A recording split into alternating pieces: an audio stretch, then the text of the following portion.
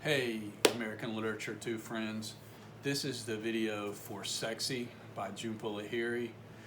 We're going to go through the story, and before we go through the story, we're going to go through a couple of pieces of terminology that are relevant to it and might be relevant to your research paper and to the final exam. Let's get into Jhumpa Lahiri, the writer, first.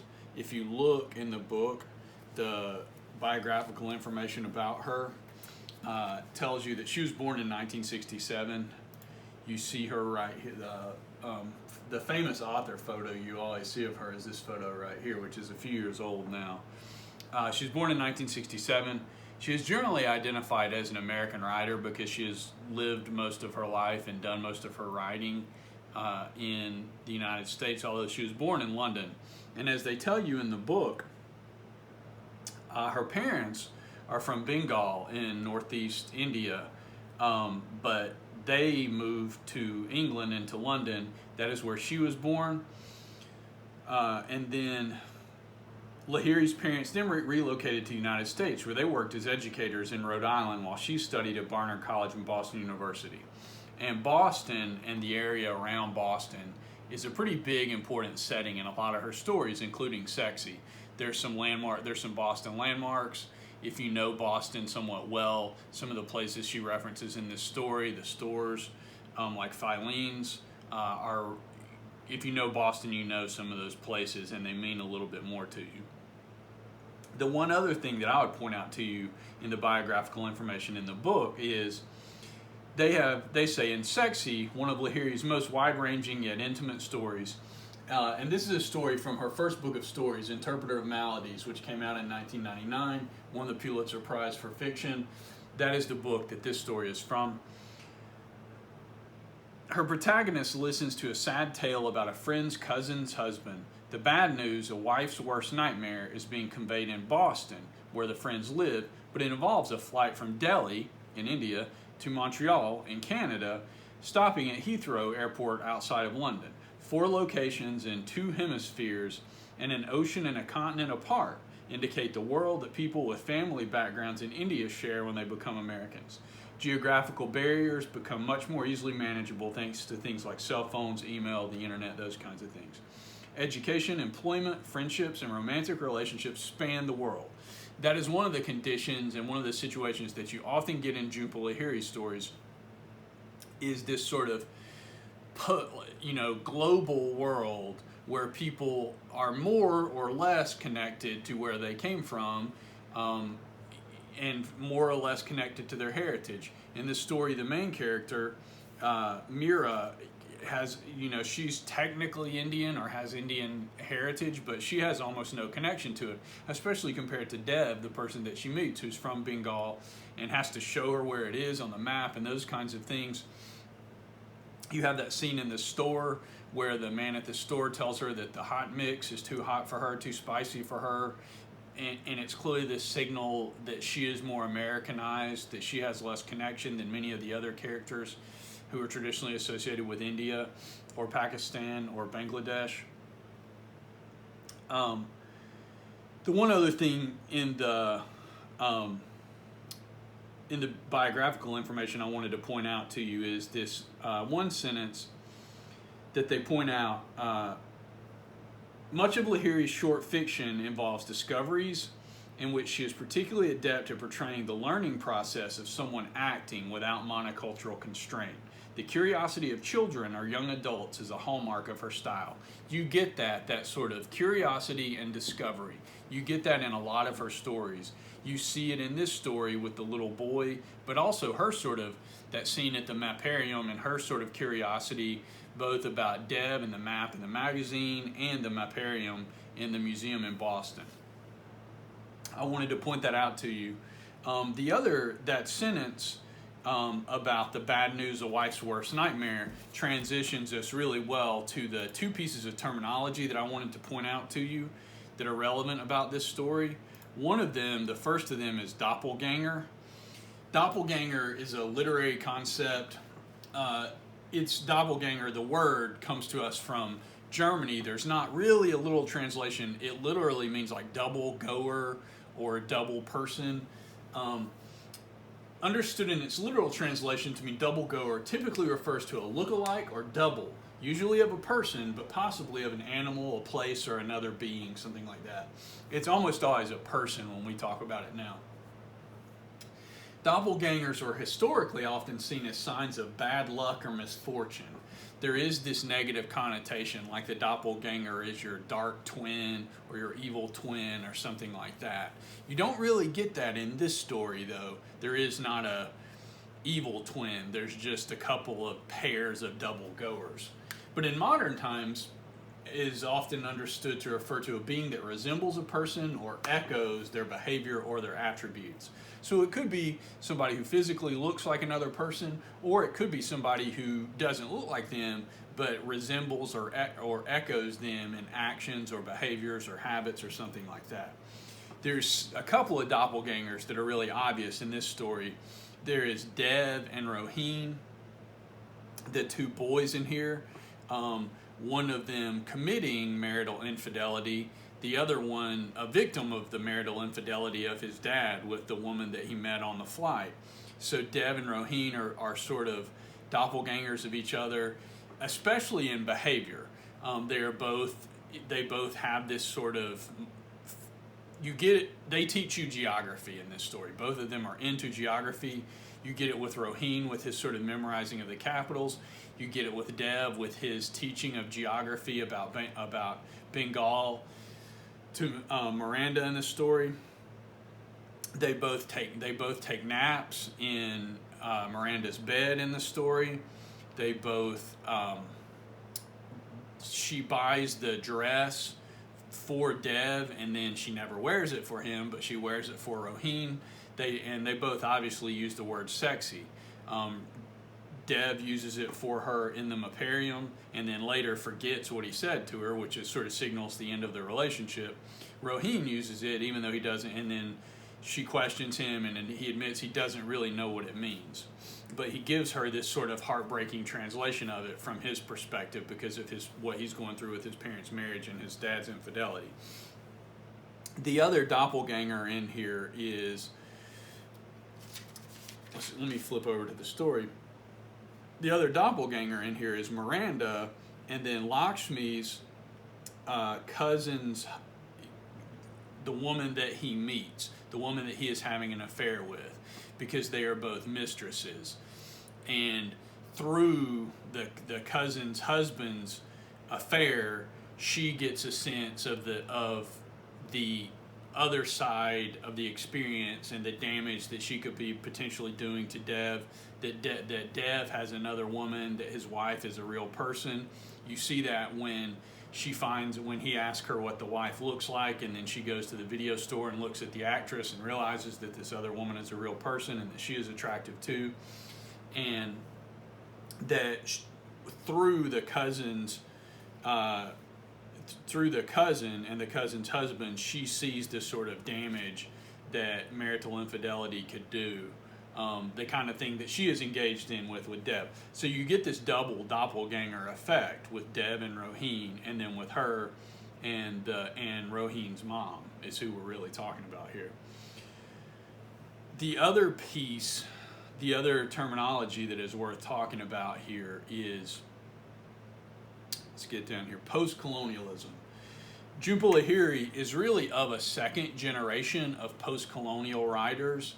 The really famous batch of post-colonial writers appear in the 1970s, 1980s, 1990s, and then Jhumpa Lahiri is a little bit younger than them. People like Salman Rushdie are that first wave. Post-colonialism, which is it's sort of, you can argue that it's under the umbrella of postmodernism. You can argue that it sort of runs parallel with postmodernism. Regardless, they fit in the same time period. You get it in the 1950s, 1960s. It really kicks in the 1970s. But postcolonialism is the study of the social and cultural legacy of imperialism and colonialism. And especially the legacy of imperialism and colonialism of the Western European empires, Germany, France, the Dutch, the Spanish, and especially the United Kingdom. The United Kingdom is important in this story because until 1947, India and what will become Bangladesh and Pakistan are all united colonies of the United Kingdom. So there is this, just like you get with Jhumpa Lahiri's parents who go from India to London, the center of the former British Empire, and then to the United States.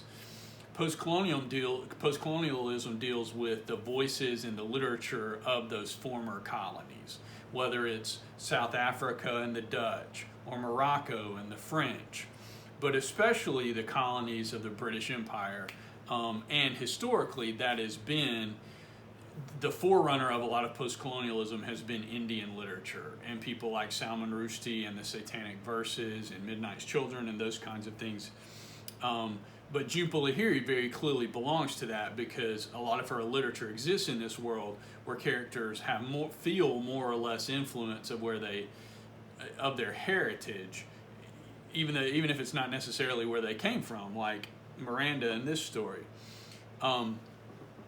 It focuses on the effects and legacies of colonialism on the colonized as well as the colonizers. You see this in George Orwell, if you know any George Orwell. George Orwell served in the British military.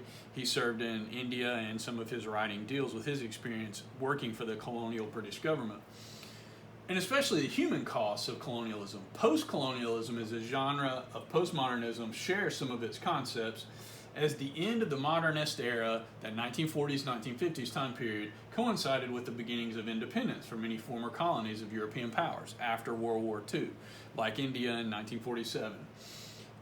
Such as France, Spain, the United Kingdom. On a basic level, post-colonialism seeks to highlight and analyze the perspectives and voices of formerly colonized people. The Indians after the British leave, or the South Africans after the Dutch and the British leave. Such as India after British rule, or South Africa after its independence and apartheid. Those kinds of things. You can feel a lot of that with the ways that there is this. Some of the characters in this story still try to maintain some connection to their heritage, whether it's the hot mix or the Dev compares his wife to this Indian actress and this sort of Bollywood connection. And so you can look for that in this story as well. What I want to do now is just kind of walk you through the story and give you a basic overview of what's important and what you might look for. The first scene, the beginning scene, introduces all the parts you're really going to need, honestly. You get that beginning scene with Lakshmi's cousin and the husband's affair with the younger woman and how he's gotten off the plane and he's not coming home.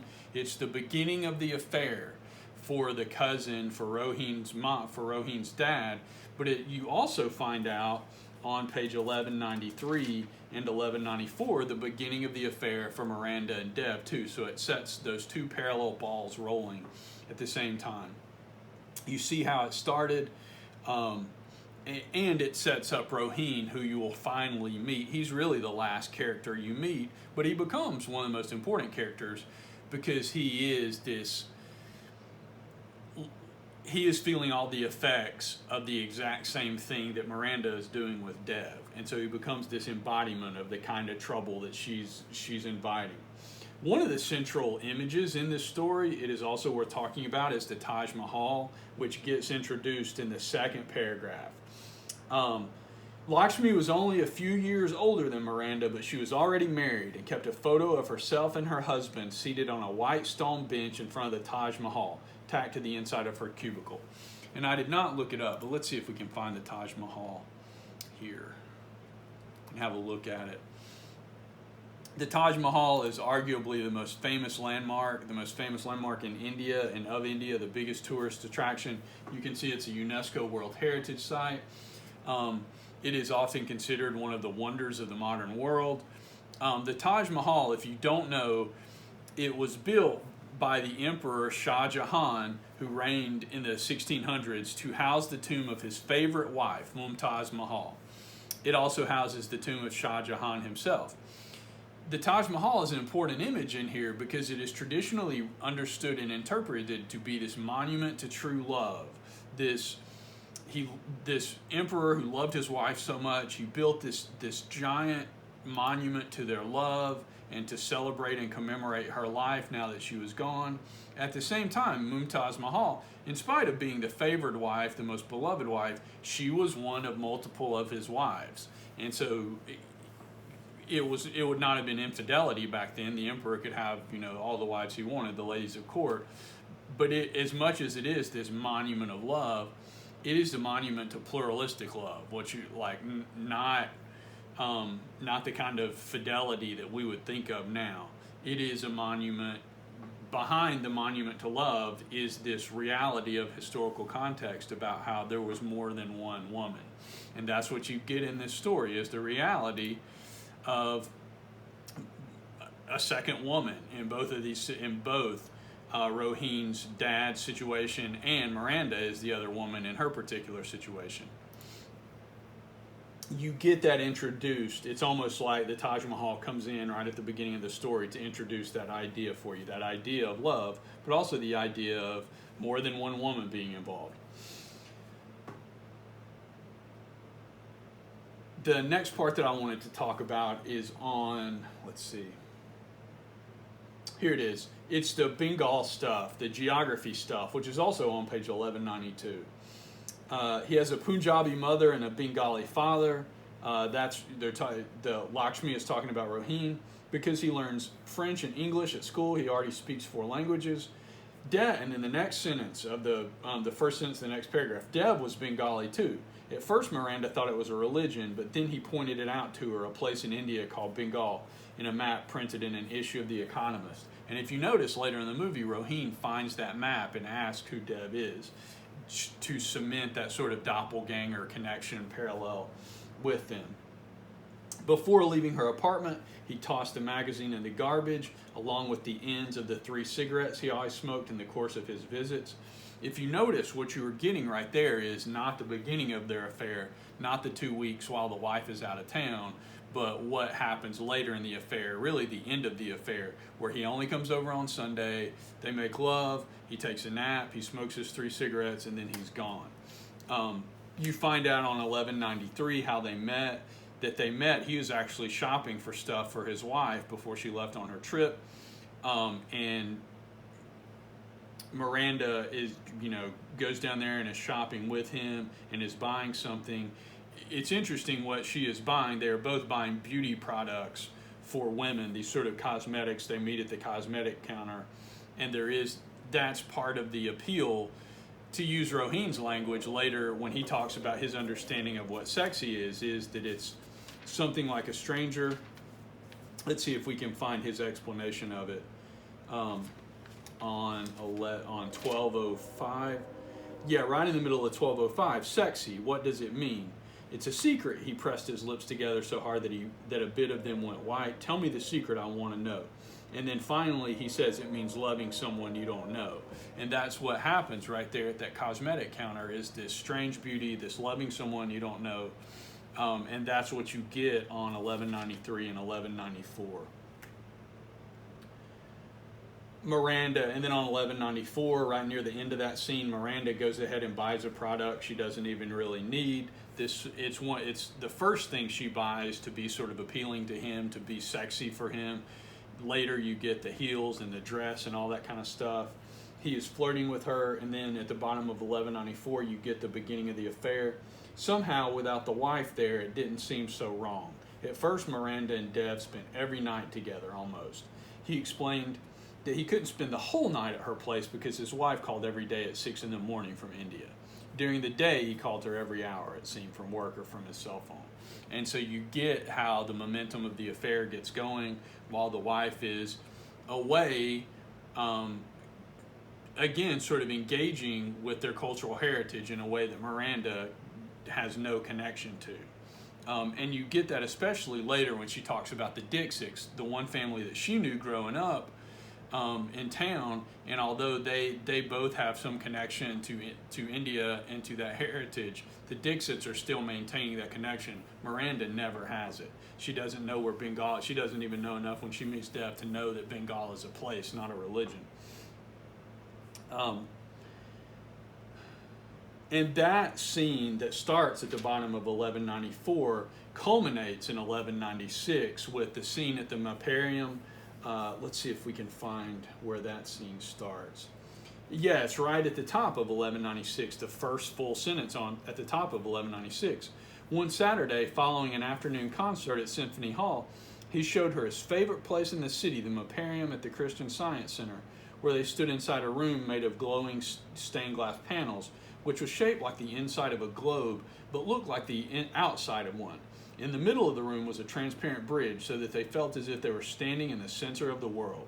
Miranda found London, where Lakshmi's cousin's husband was. More of that connection between Lakshmi as the other woman, more as Miranda as the other woman, the mistress, and Roe Hien's mom, and where Roe Hien's dad met the woman that he starts the affair with. She wondered which of the cities in India Dev's wife was in. And this is where he says, "Hi," she whispered, unsure of what else to say. "You're sexy," he whispered back.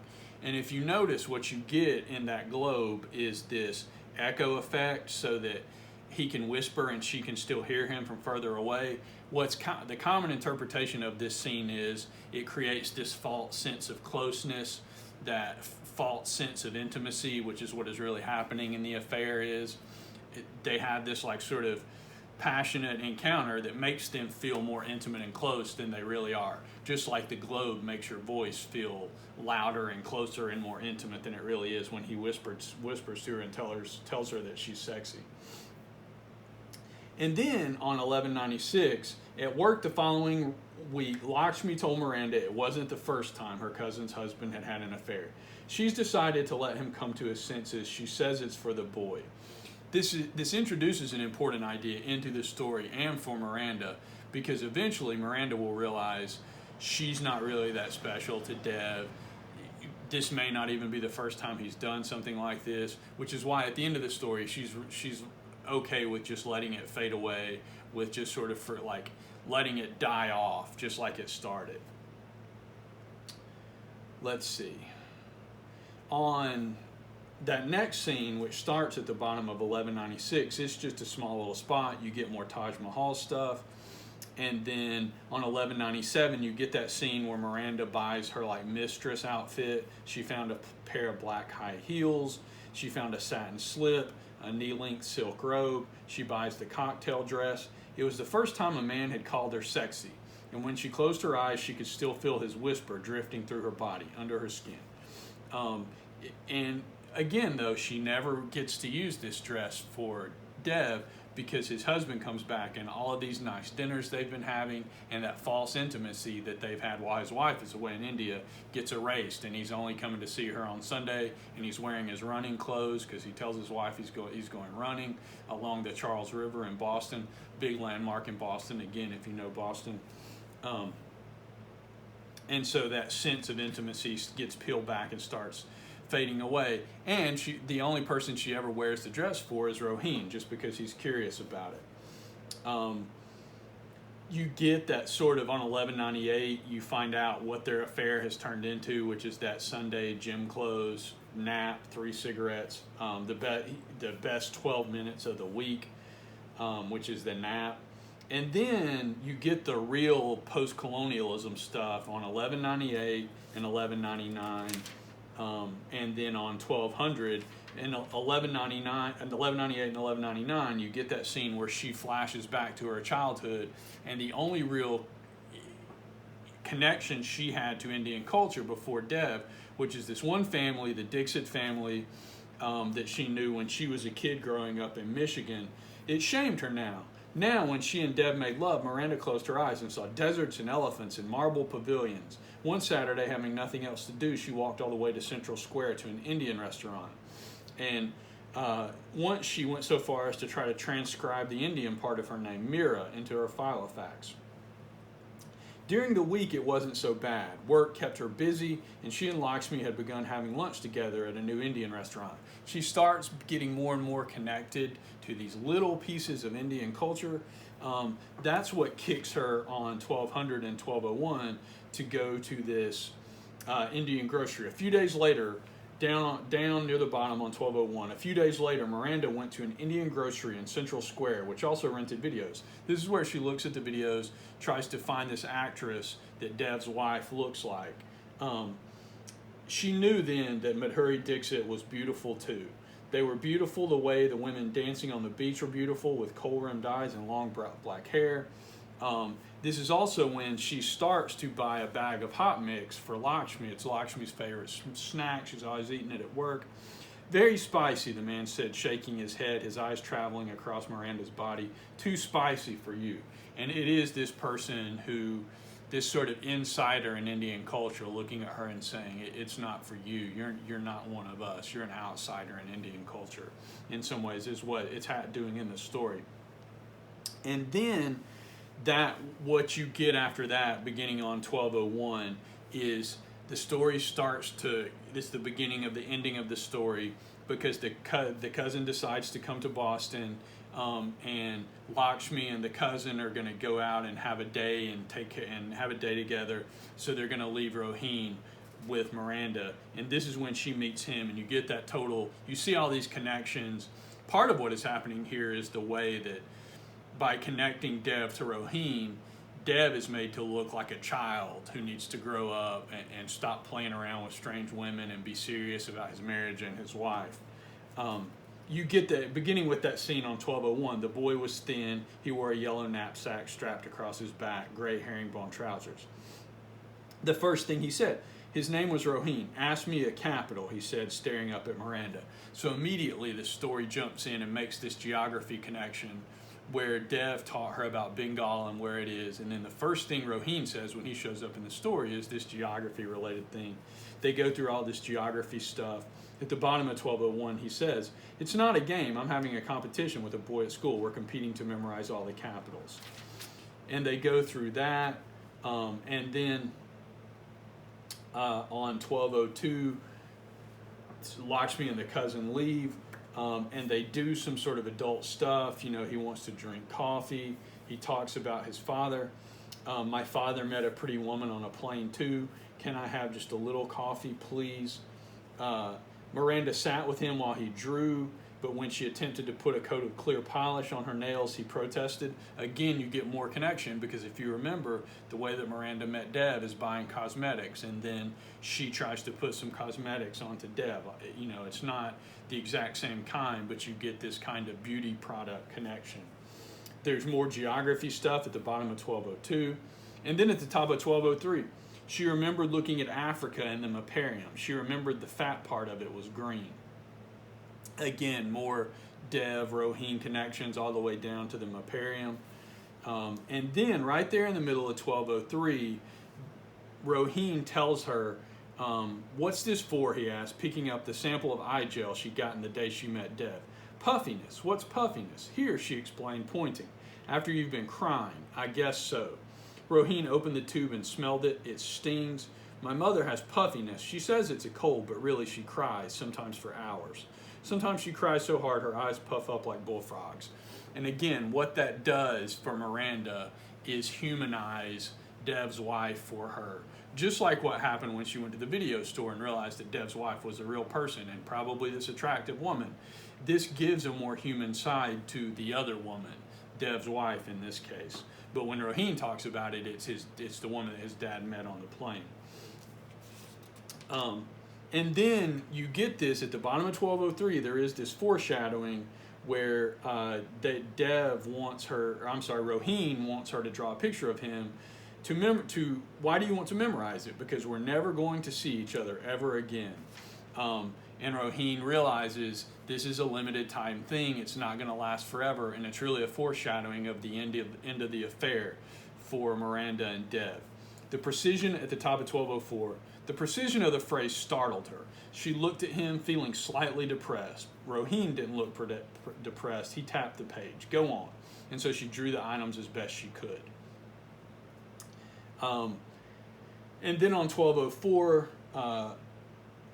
in the middle of 1204 is where Roe Hien tells Miranda to put on the cocktail dress, right down to that he wants to stay in the room while she changes clothes. But she pushes him out of the room, but she does put on the dress for him. At the bottom of 1204, she says, I'm not your mother, Miranda said, lifting him by the armpits off her bed. When he refused to stand, she picked him up.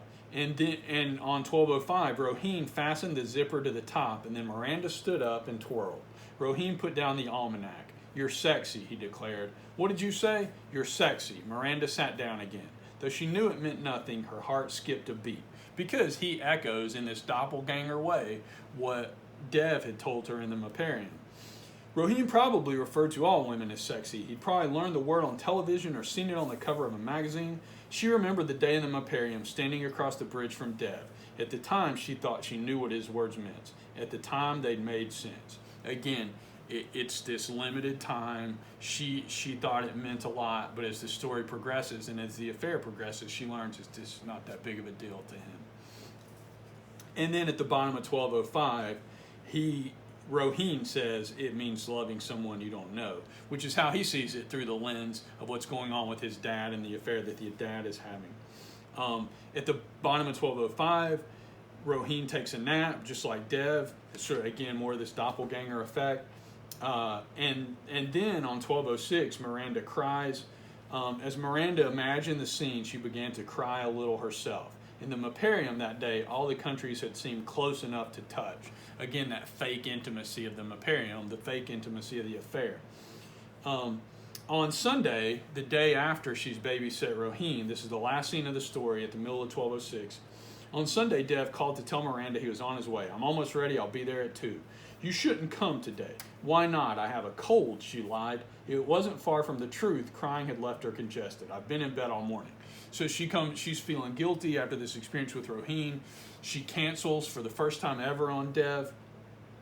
And then, before he hangs up, she says, do you remember that day we went to the Maparium? Of course. Do you remember how we whispered to each other? I remember, Dev whispered playfully. Do you remember what you said? There was a pause. Let's go back to your place. He laughed quietly. Next Sunday then, and what she realizes is this thing that had meant so much to her and made her feel so important and made her feel so unique and given her this sense of intimacy, he doesn't even remember it. It's no big deal to him. And then Miranda pictured Dev in his sweatpants and sneakers laughing into the phone. In a moment, he'd join his wife downstairs and tell her he wasn't going jogging. She would see him one more Sunday, she decided, perhaps 2. Then she would tell him the things she had known all along, that it wasn't fair to her or to his wife. But the next Sunday it snowed so much that Dev couldn't tell his wife he was going running along the Charles. And the Sunday after that, the snow had melted, but Miranda had plans to go to the movies with Lakshmi. And when she told Dev this over the phone, he didn't ask her to cancel them. The third Sunday, she got up early and went out for a walk. It was cold but sunny, and so she walked all the way down Commonwealth Avenue past the restaurants where Dev had kissed her. Then she walked all the way to the Christian Science Center. The Maparium was closed, but she bought a cup of coffee nearby, sat on one of the benches in the plaza outside the church, gazing at its giant pillars and its massive dome. If you don't get the giant pillars and massive dome, the story is calling back to the Taj Mahal. And at the clear blue sky spread over the city, the church gazing at its giant pillars and its massive dome, well, there's the giant. You look at the Taj Mahal, well, there's the giant pillars, there's the massive dome. And so she's looking at the Taj Mahal, but the affair is over. She's done being the other woman with Dev. And so what you get at the end of this story is that the affair has run its cycle. They had this little monument. She goes back to the Maparium where they had their big moment, the big moment of intimacy, but it's a tomb. The Taj Mahal, just like the Taj Mahal, it's a tomb, and the love is dead. The affair is over. Or at least what she thought was love, but she mistook it, this sort of fake intimacy, this false intimacy. She mistook it, and now it's come to the end of its cycle, and she realizes that it had to be over, especially after her experience with Roe Hien and seeing the damage that the affair had done to Lakshmi's cousin and to Roe Hien.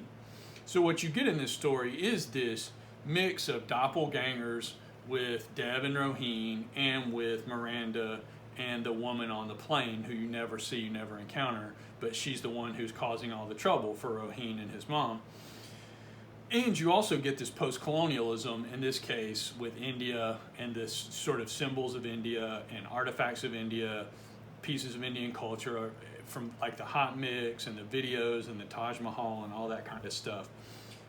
But all of that is wrapped in this very simple, you know, start to finish story, the story of this affair and how Dev makes her feel special, but ultimately she comes to realize it's this sort of false intimacy and that it is time for it to be over. That's everything for Jhumpa Lahiri and for Sexy. Let's go back to her for just a second. You can see her right here. What she is most famous for now is Interpreter of Maladies, which is the story this book, the book this story came from, but also for a book that came out in 2013, not that long ago, called The Lowland. It's her second novel. And then she has another book called Unaccustomed Earth, which came out in 2008. Let's see if she's got anything else that we've forgotten about. No, it looks like that's it. Yeah. But you can see that she's written a number of stories that are relatively famous. If you have questions about post-colonialism, especially if you want to write a research paper about it, if you have questions about Doppelganger as a concept or how it gets used as a literary device, if you have questions about Jhumpa Lahiri and her writing or other Indian writers, because Indian writers, for some reason in the United States, Indian writers are the brand of post-colonialism. Indian writers, Pakistani writers, their particular brand of post-colonialism has really caught on and been accepted in the United States, or been popular in the United States, in part because of Salman Rushdie, who is a famous Indian writer.